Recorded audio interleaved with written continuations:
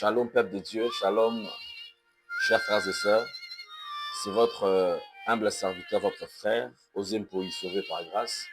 Je suis venu ce matin pour partager avec nous une pensée que le Seigneur m'a mis à cœur. Nous sommes dans le livre des Psaumes, chapitre 37, verset 25.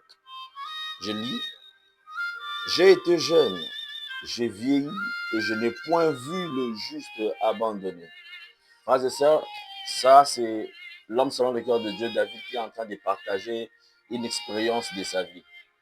David commence par dire qu'il était jeune, c'est-à-dire qu'il n'avait pas d'expérience, il avait un vécu assez moyen. Mais il est arrivé à un âge où il a vu plusieurs choses, parce que entre la jeunesse et la vieillesse, il y a beaucoup de choses qu'on rencontre sur le chemin de la vie, et ces choses ont tendance à nous assagir, à nous donner un vécu riche pour finir par aboutir et à ressortir des thèses dans la vie par rapport à notre timing ou longévité qu'on a eu à vivre sur la terre. Alors il finira par dire que dans ma jeunesse, jusqu'à devenir vieux que je suis, il a dit, dans cet espace-là, je n'ai point vu un juste abandonné. J'étais jeune, j'ai vu des choses jusqu'à ce que je sois vieux. Je n'ai jamais vu un juste, un vrai être abandonné. Frères et sœurs, un vrai enfant de Dieu, parce qu'il est juste, parce que c'est de la justice qu'il s'agit, c'est quelqu'un que Dieu a imputé à la justice, parce qu'il faudrait dire, aucune personne, aucun homme ici-bas ne peut être appelé juste par lui-même.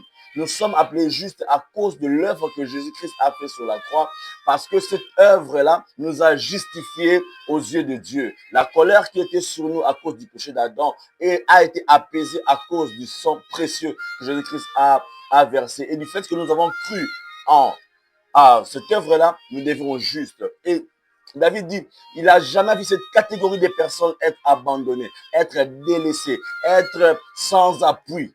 À chaque fois qu'un juste était dans la détresse, David a vu Dieu secourir ces justes-là. À chaque fois que lui-même, parce qu'il fait partie des justes, il était en difficulté, il a vu la main de Dieu. C'est-à-dire, c'est d'abord son expérience propre, mais c'est aussi les choses qu'il a vues dans la vie des gens, morales, dans la vie des gens corrects, dans la vie des gens qui craignent et qui ont une alliance avec Dieu. David a dit que je n'ai jamais vu ces catégories de personnes être abandonné jusqu'à tel point de manquer ce qui est primaire.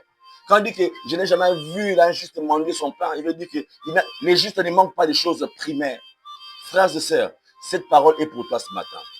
Si tu es enfant de Dieu et que tu es en train de vivre des moments difficiles, sache que même dans ta difficulté, il y a une portion, il y a une grâce de Dieu que tu es en train de vivre. Parce que ton cas pouvait bien être pire. Si tu peux manquer des immeubles, si tu peux manquer des voitures, Dieu ne permettra pas que tu manges de ton pain. Parce que tu es appelé juste. Cette parole était pour toi.